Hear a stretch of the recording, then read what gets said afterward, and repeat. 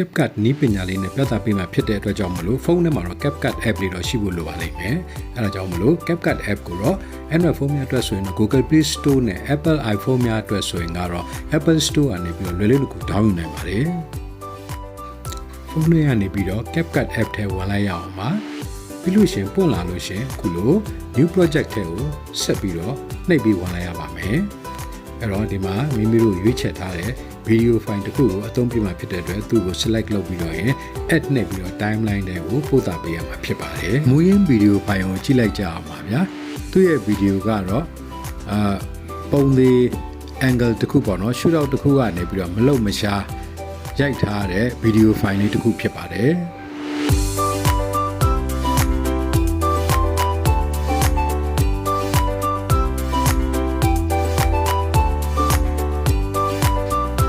မူရင်း video clip ကို select လုပ်ပါမယ်ပြီးရင်အနီရောင်လေးတောက်ကွက်ပြထားတဲ့နေရာကိုရအောင် zoom ချဲ့ပြီးတော့ဆွဲယူလိုက်ပါမယ်အဲ့တော့အဲ့နေရာရောက်အောင်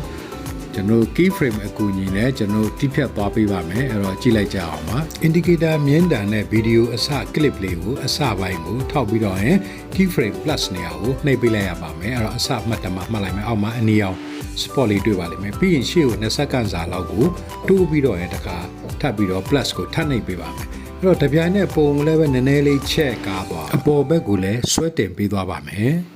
နောက်ထပ်ဗီဒီယိုကို20စက္ကန့်စာရှေ့ကိုတိုးသွားပေးပါမယ်ပြီးရင် keyframe plus ကိုလည်းပဲတခါထပ်ပြီးနှိပ်ပြီးတော့အောက်မှာအနီ spot ပေါ်လုပ်လိုက်ပါမယ်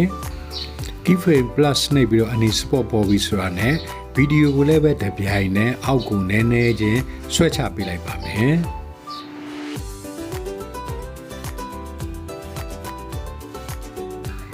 ရှေ့ကို20စက္ကန့်စာလောက်ဗီဒီယိုကလစ်ကိုထပ်ပြီးတိုးပေးလိုက်ပါမယ်ပြီးလို့ရှိရင် keyframe plus နေရာကိုထပ်ပြီးနှိပ်လိုက်ရင်ကျွန်တော်ဗီဒီယိုကလစ်မှာအနီဆက်လေးပေါ်လာပါလိမ့်မယ်အဲ့တော့ကိုကတပြိုင်နဲ့တစ်ပတ်မှာဗီဒီယိုကိုလည်းပဲအောက်ကိုနည်းနည်းဆွဲချမယ်ပြီးရင်လက်ညှိုးနဲ့လက်မနဲ့ချဲ့ပြီးတော့ကားပေးလိုက်ပါမယ်ဟိုပုံ zoom ချဲ့လိုက်တာပေါ့နော် zoom in လုပ်တဲ့ပုံစံပါဒီလိုပုံစံအတိုင်းပဲဗီဒီယိုကိုဆုံးတဲ့အထိဆက်လက်ပြီးတော့ပြုလုပ်ပေးသွားလိုက်ပါ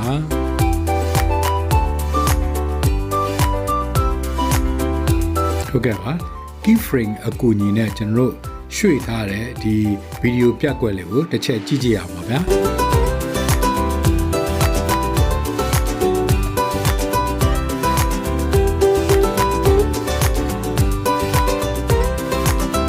ဒီခုလိုရရှိထားတဲ့ဗီဒီယိုကလစ်ကိုကျွန်တော်အပိုင်း3ပိုင်းပေါ့နော်ဟိုနှစ်ဖြတ်ပါမယ်အဲ့တော့အဲ့ဒီအတွက်ကို split ကိုနှိပ်ပြီးတော့မိမိတို့ခမန်းကြီးပေါ့နော်အခုကျွန်တော်ဖြတ်ထားတဲ့နေရာတွေကိုပိုင်းဖြတ်လိုက်ပါမယ်အမှန်တော့ဖြတ်ထားတဲ့အပိုင်းတွေကိုပုံမှန်ညှင်သာစွာအရွှေ့ပြောင်းဖြစ်အောင်လို့ graph effect ကိုထည့်ခြင်းလို့ပါအဲ့တော့ဒီအတွက်ကိုမိမိတို့ဖြတ်ထားတဲ့ video clip ရဲ့ပထမအပိုင်းကို select လုပ်မယ်လုပ်ပြီးရင်အောက်က is out one ဆိုတဲ့ graph effect ကိုရွေးပေးလိုက်ပါမယ်keyframe တစ်ခုချင်းစီအတွက်ကိုနှစ်သက်ရာ graph effect များကိုရွေးချယ်ပြီးတော့ထည့်ပေးနိုင်ပါတယ်အဲ့တော့ဒီမှာကျွန်တော် keyframe တစ်ခုရောက်တိုင်းအောက်က graph အကွက်ကိုရွေးပြီးတော့ထည့်ပေးသွားပါမယ်အဲ့တော့ဗီဒီယိုဆုံးတဲ့အထိဒီလိုပဲညှိပြီးတော့ထည့်ပေးသွားပါမယ်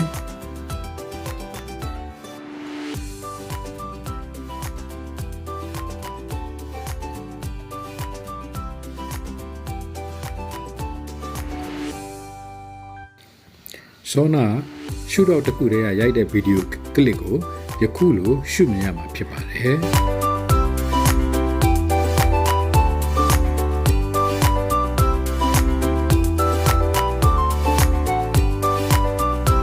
ဒီဗီဒီယိုကလစ်ထဲကို audio သချင်းသွင်းခြင်းဖြစ် add audio ဖြစ်ဖြစ်ဒါမှမဟုတ်အောက်က audio ဖြစ်ဖြစ်နှိပ်ပေးရပါမယ်အဲ့မှာထပ်ပေါ်လာတဲ့ sound ကိုနှိပ်ပေးလိုက်ပါအဲ့ sound တွေကမှမိမိရိုးစရာအုပ်စုတွေအများကြီးရှိပါတယ်အဲ့ဒီကမိမိက pop ထဲကသချင်းတစ်ပုဒ်ကိုရွေးပြီးတော့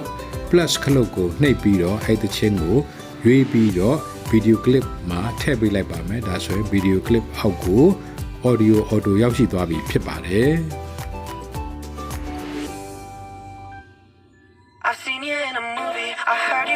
ဗီဒီယိုတဲ့ရှေ့ထွက်နေတဲ့သချင်းပိုင်းကိုတော့ split နှိပ်မယ် delete နှိပ်ပြီးဖြတ်လိုက်ရင်ရပါပြီဒါဆိုရင်တော့အလိုက်တဲ့မိမိတို့ရဲ့ဗီဒီယိုကလစ်လေးကိုသချင်းလေးနဲ့နားထောင်လို့ရနေပါပြီ I seen you in a movie, I heard you in a song. Now video export ထုတ်ဖို့ဒီများနေရနှိပ်ပေးလိုက်ရင်မိမိရဲ့ video ဟာ export ထုတ်ပြီးတော့ဖုန်းထဲမှာဓာတ်နှိပ်ပြီးတော့တင်စီထားလို့ရပါပြီအဲ့တော့ video လေးကတော့ဒီလောက်ပါပဲ